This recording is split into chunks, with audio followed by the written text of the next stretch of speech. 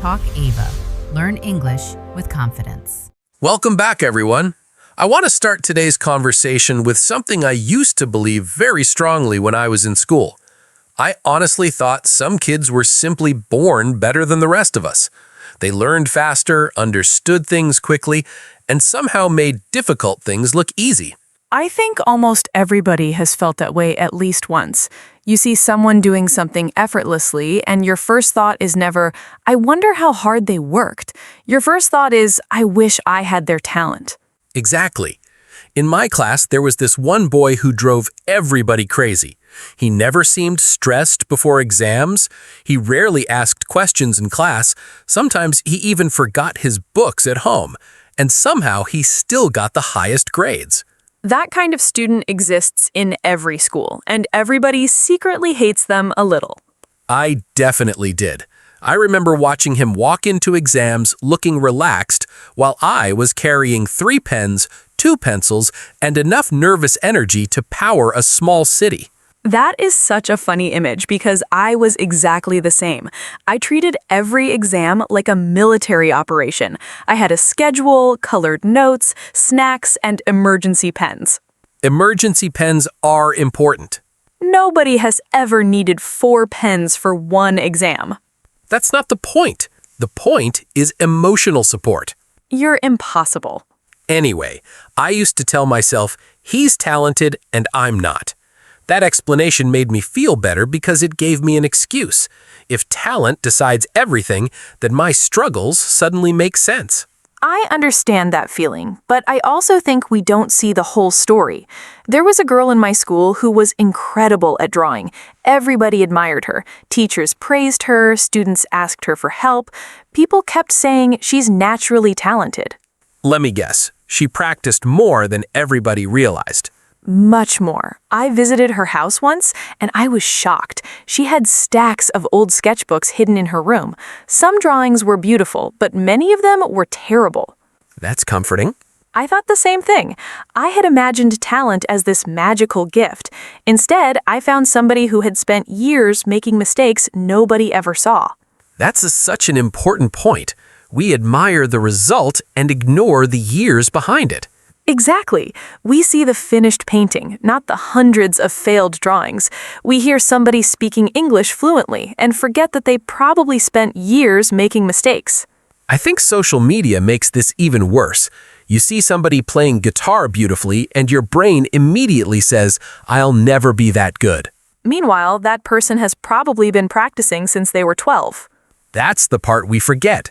We compare our beginning to somebody else's middle. Or somebody else's 10th year. You know what's strange? Even now, as an adult, I still catch myself doing this.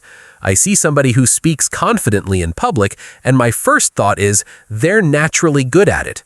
I used to think that too, until I met a public speaker who admitted he gets nervous before every presentation. Really? See, that's one of the few short questions I allow. Thank you for your generosity. You're welcome. Anyway, he told me he still feels nervous every single time. The difference is that he's practiced so much that people don't notice his fear anymore. That's fascinating, because I think many people believe talent means never struggling. And I think struggle is often hidden. People proudly show success, but they quietly hide practice. That's a beautiful sentence. Thank you. I worked very hard on it. See? Even your wisdom requires practice. Very funny. Here's my problem, though. I still believe talent is real. I knew we'd disagree eventually. Some people really do learn faster. Some people have natural abilities. I don't think we should pretend talent doesn't exist. I'm not pretending it doesn't exist. I just think people give talent too much credit and give hard work too little credit. That's fair. I've met talented people who never improved because they stopped trying. I've also met ordinary people who became extraordinary because they kept showing up. I love stories like that. Because they're hopeful. Exactly. There's another side to this conversation that people don't talk about enough. Everybody wants to be called talented, but maybe that label comes with pressure too. It absolutely does. Imagine being known as the smart kid in school. Suddenly, every exam becomes terrifying because people expect you to succeed. That's interesting because I was terrible at math for years. I refuse to believe that. It's true. People think I was a great student, but algebra nearly destroyed me. I need details. I remember sitting at my desk staring at equations that looked like secret codes. My father would try to help me, and after 10 minutes, both of us would become confused. That sounds chaotic. It was. One evening, my father confidently explained a problem, and the answer turned out to be completely wrong. Please tell me your teacher noticed. My teacher noticed immediately. That's hilarious. I came home and told my father. What did he say? He blamed the textbook. That's exactly what fathers do. The funny part is that people still thought I was good at math because I did well in other subjects. That's the danger of labels. Once people decide who you are, they stop noticing your struggles. What about you? Were you ever called talented? All the time, and honestly, I hated it sometimes. I wasn't expecting that answer. People thought I was artistic because I enjoyed drawing and writing. Every time I created something, they expected it to be amazing. That's a lot of pressure. It really is.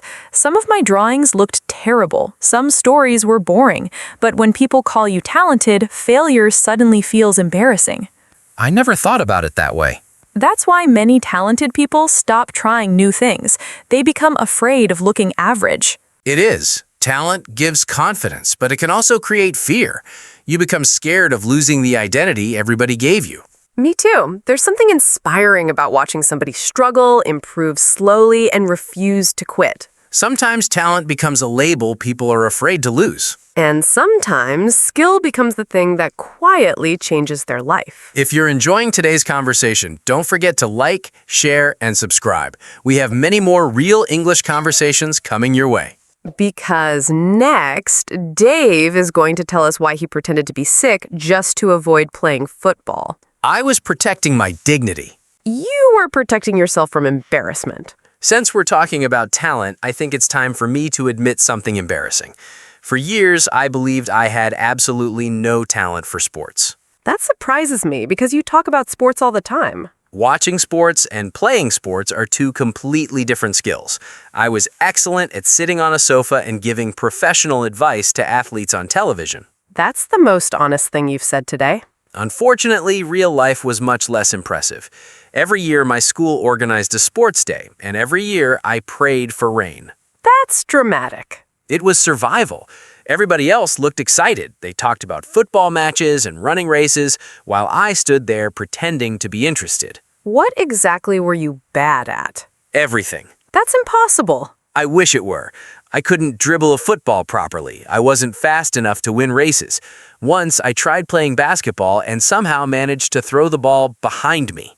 Behind you. I don't know how it happened. Physics gave up that day. I'm trying very hard not to laugh. Please don't. I suffered enough. I'm sorry, but the image of you accidentally passing the ball to nobody is hilarious. My classmates thought so too. Ouch. The worst part wasn't losing, it was feeling left out. Everybody had something they were good at, and I genuinely believed I didn't. I think that's a painful feeling many people experience. You look around and see singers, athletes, artists, and confident people. Then you quietly wonder, what's my thing? Exactly. I remember pretending to be sick one morning because I didn't want to play football. Seriously? Completely serious. Did your parents believe you? Not for a second. What happened? My father looked at me and said, "You don't have a fever, you have football." That's actually a great joke. I didn't appreciate it at the time. I imagine not. I went to school feeling miserable. I spent the whole match hoping nobody would pass me the ball. That's heartbreaking. Then somebody passed me the ball. Of course they did. I panicked immediately. Instead of kicking the ball toward my teammates, I kicked it straight out of the field. That's not even the right direction. Thank you for pointing that out. I'm just trying to understand the strategy. There was no strategy. There was only fear. I think that's the saddest part of these stories. When people feel untalented, they stop trying before they have a chance to improve. That's exactly what happened to me. I decided sports simply weren't for me. But that's not the end of the story, is it? Thankfully, no. Years later, one of my friends convinced me to go running with him. Let me guess, you refused at first. 3 times. That's consistent. I finally agreed because I was tired of avoiding physical activity. I expected to hate every second of it. And? I was terrible. That's not encouraging. Wait, I was terrible, but strangely, I enjoyed it. That's interesting. I wasn't competing with anybody. Nobody cared how fast I ran. Every week I improved a little, and for the first time in years, I felt proud of myself. I love that because it proves something important. Being bad at one thing doesn't mean being bad at everything. Exactly. Failure in one thing doesn't mean failure in everything. Sometimes we just haven't found our thing yet. Your story reminds me of my experience with guitar. For years, I believed musical talent was something you either had or didn't have, and I was convinced I didn't have it. I already know where this is going. No, you don't. You become an amazing guitarist. I absolutely do not. That's disappointing. The truth is much more ordinary. I bought a guitar because I thought it looked cool. That's a terrible reason. It's an excellent reason. Fair enough. The problem was that I expected instant success. I watched videos online where people played beautifully and thought, how difficult can this be? Famous last words. Exactly. The first day was a disaster. My fingers hurt, the chords sounded terrible, and I couldn't switch between them fast enough. Did you keep practicing? I did, but I hated sounding bad. Every time I made a mistake, I imagined talented people learning twice as fast. Comparison again. Always comparison. I think people underestimate how frustrating it feels to be a beginner. It's awful. Nobody talks about that stage. We admire experts and forget they spent months sounding terrible. Or years. Exactly. I almost quit many times.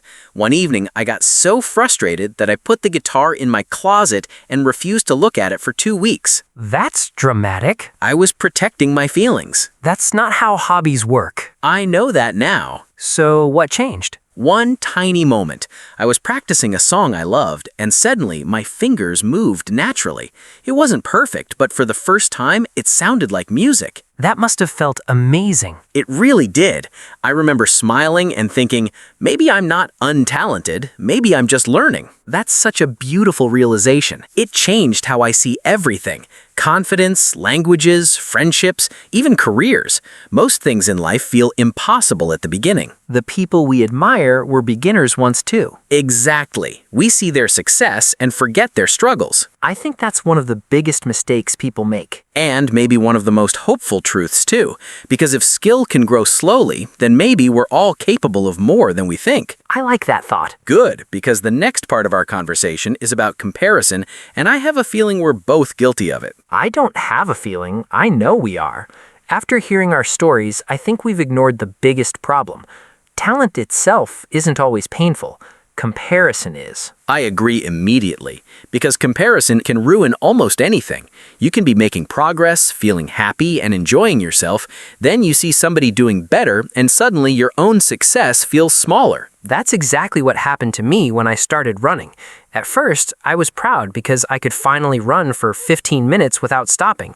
Then I downloaded an app and discovered people running marathons before breakfast. That was your first mistake. Downloading the app? Comparing yourself to strangers. I know that now, but at the time I felt terrible. I remember thinking, why am I so slow? Instead of celebrating my progress, I focused on people who were ahead of me. I think social media trains us to do that. You open your phone for 5 minutes and suddenly everybody seems smarter, richer, talented, and more successful. Meanwhile, you're sitting in pajamas eating snacks. Please stop describing my weekends. I'm describing mine too. Fair enough. The strangest thing is that comparison doesn't disappear as we grow older. I thought adults would stop doing it. Adults are professionals at comparison. Sadly true. I compare my work sometimes. I see somebody speaking beautifully, drawing amazing illustrations, or learning a language quickly, and I start questioning myself. Even now? Of course. I think everybody does it sometimes. The difference is that I've learned to recognize it faster. That's an important skill. It really is, because comparison can become addictive.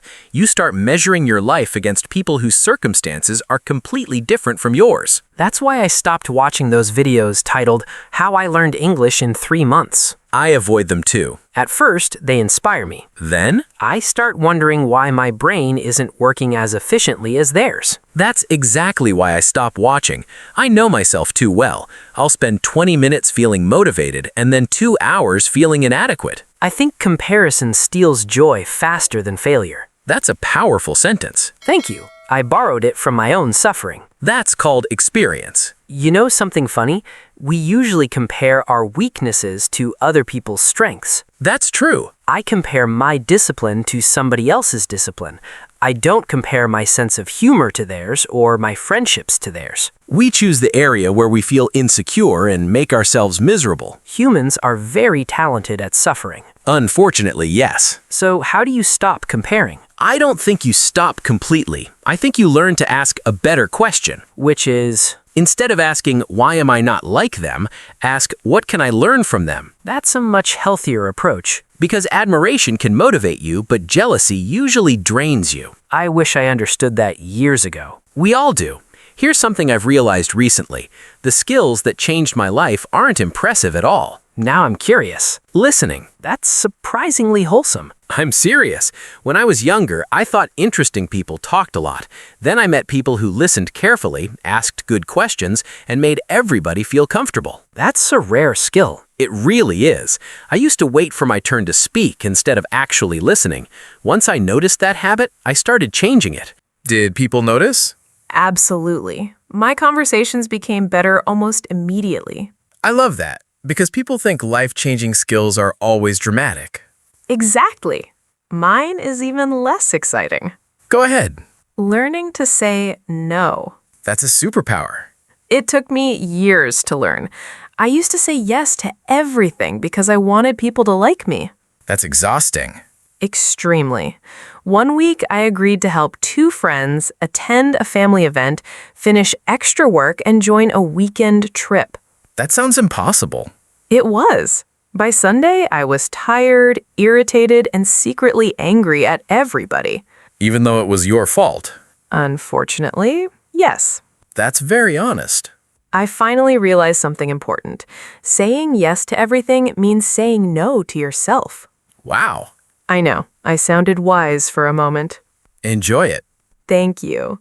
Another skill that changed my life was learning to speak confidently. Were you always shy? Not always, but I often doubted myself. I worried too much about saying something stupid. I think many people feel that way. One day, I decided to stop trying to sound impressive and focused on speaking clearly and honestly. That's such good advice. Surprisingly, people liked me more. Because authenticity is attractive. That's a sentence I wish I'd heard when I was younger. Me too. What other skill changed your life? Asking questions. Really? Absolutely. I used to think smart people had all the answers. Now I think smart people ask better questions. I love that. Asking questions made me less afraid of looking foolish. It made conversations deeper. It even made learning easier. That's such an underrated skill. Most life-changing skills are underrated. Listening, Saying no. asking questions, None of them sound impressive. but all of them quietly change your life. Small skills quietly create big changes.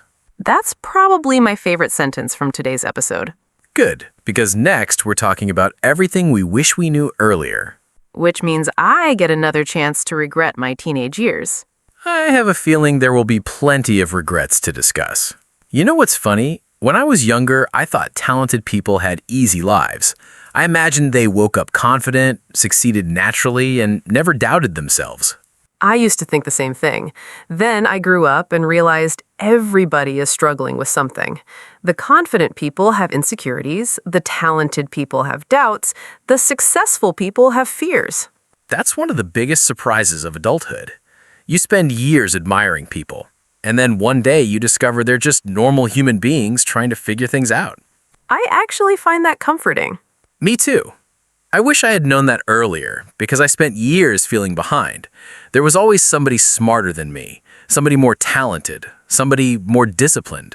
And there always will be. That's true.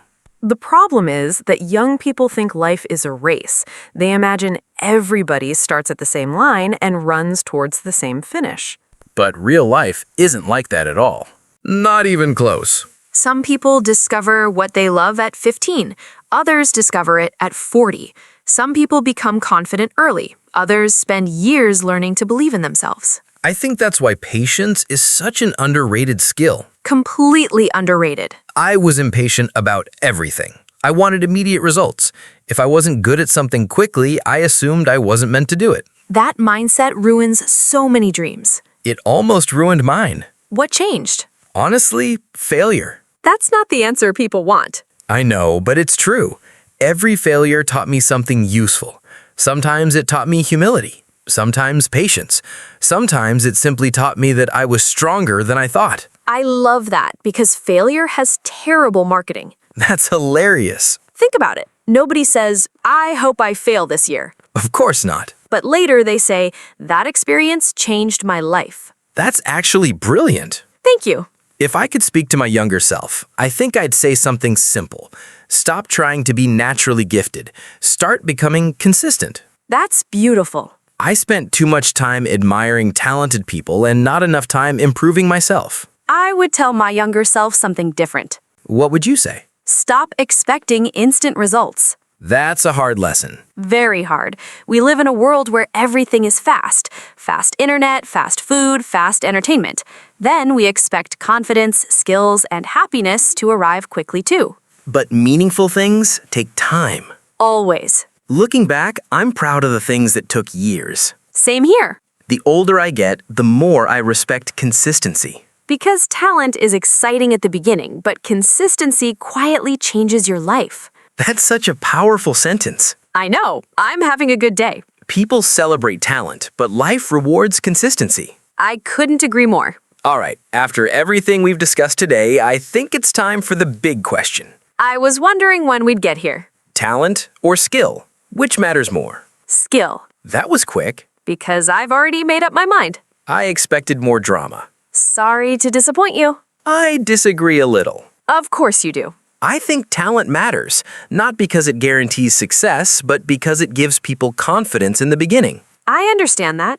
If something comes naturally to you, you're more likely to keep doing it. Exactly. But here's my problem. Talent can open a door, but it can't force you to walk through it. That's a good point. I've seen talented people give up because they hated practice. I've seen average people become amazing because they refuse to quit. I think the word average is misleading. Why? Because people aren't average forever. Skills grow. That's true. I used to think I was bad at sports forever. Then running changed your mind. Exactly. If I had accepted my old identity, I would have missed something I genuinely enjoy. That's why labels can be dangerous. Talented. Untalented. Smart. Creative. We treat these words like permanent truths. When really, they're snapshots of one moment in life. I love that idea. Think about children learning to walk. Nobody watches a baby fall down and says, well, I guess walking isn't your talent. That's actually hilarious. But adults do that to themselves all the time. We fail once and suddenly decide who we are. Exactly. So maybe talent and skill aren't enemies. I don't think they are. Talent gives you a head start. Skill decides how far you go. Talent can inspire confidence. Skill builds confidence. Talent might make something easier. Skill makes difficult things possible. That's probably the answer then. I think so. The truth is, nobody knows their limits when they're starting. And that's what makes life exciting. You might be terrible at something today. And surprisingly good at it a few years from now. That's happened to both of us. More than once. If you enjoyed spending time with us today, don't forget to like this video, subscribe to the channel, and share it with someone who might enjoy this conversation too. We always enjoy having these conversations with you, and we hope to see you again in the next episode. Until then, stop worrying about being naturally talented. Talent may open the door, but skill decides what happens after you walk through it.